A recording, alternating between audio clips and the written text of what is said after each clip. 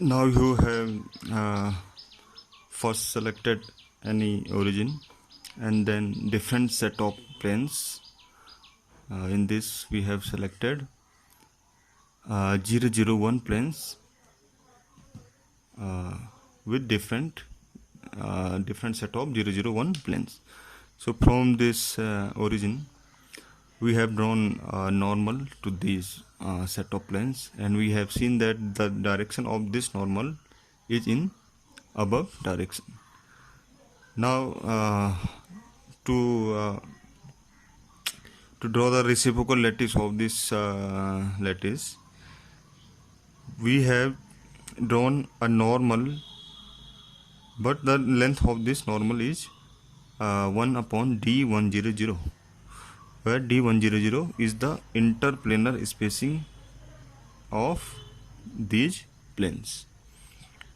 So this is the normal, and where the normal ends, we have put a point on that place. Similarly, there are different 100 planes,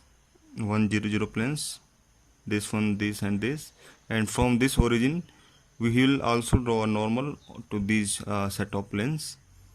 And if we saw the direction is in this direction, and if we put again a point on this set of planes, like in this case, so we will have a point like this. So if we draw the normal to all the set of planes like this way, so we will have a different lattice, different points. We will have a different points. So if you see this case and this case, there are some imaginary points, and if you have drawn reciprocal lattice by this way, you have also such imaginary points. Now this is a lattice with imaginary points, and this which we have got after such processing is also imaginary points. So this is called reciprocal lattice, and this is called direct lattice. This is called direct lattice, and this is called reciprocal lattice. Reciprocal terms originated from this process, as we have reciprocal the length of normal with the interplanar spacing of that set of planes. So if you see in the reciprocal plane and in direct set of planes, and in indirect reciprocal lattice and direct lattice, you will see that in direct lattice there are different planes. They will be also extend upwards. Similarly, if these are 100 planes, there are different 100 planes. Now if you see reciprocal lattice, in reciprocal lattice these all planes have been replaced by a single line. Similarly, if you see these all set of 100 planes, these all set of 100 planes have been replaced by a single line in reciprocal lattice.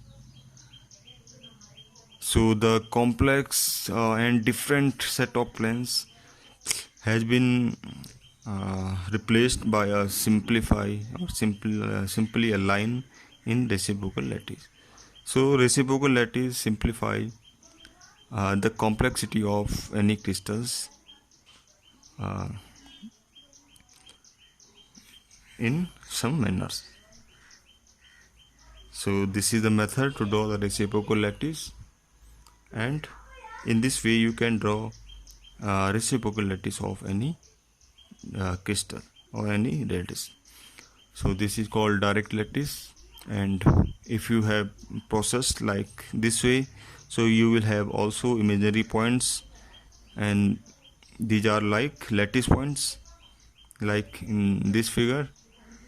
So this is also a lattice with imaginary points, and this set of imaginary points which we have got by such processing is called reciprocal lattice of that direct lattice.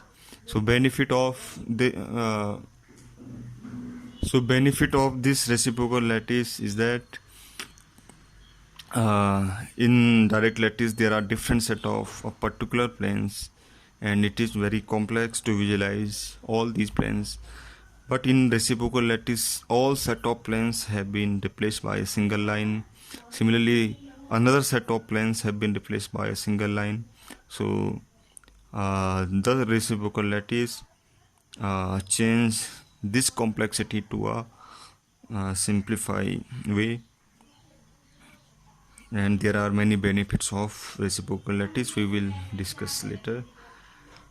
So this is direct lattice and this is reciprocal lattice. Now, as you have seen that in direct lattice there are three translations vector A, B and C.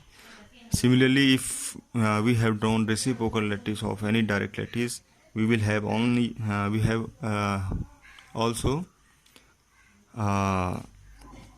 such translations vectors which are called reciprocal lattice vectors, and they are replaced by this way.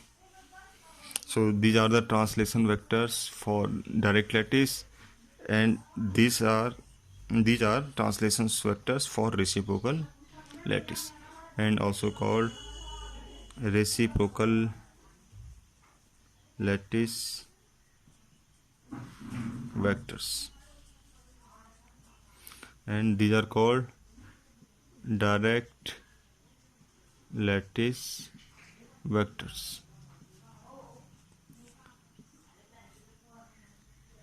So this is the concept of reciprocal lattice, and we will see later that what are the benefit of these reciprocal lattice in X-ray diffraction and in another characterization techniques.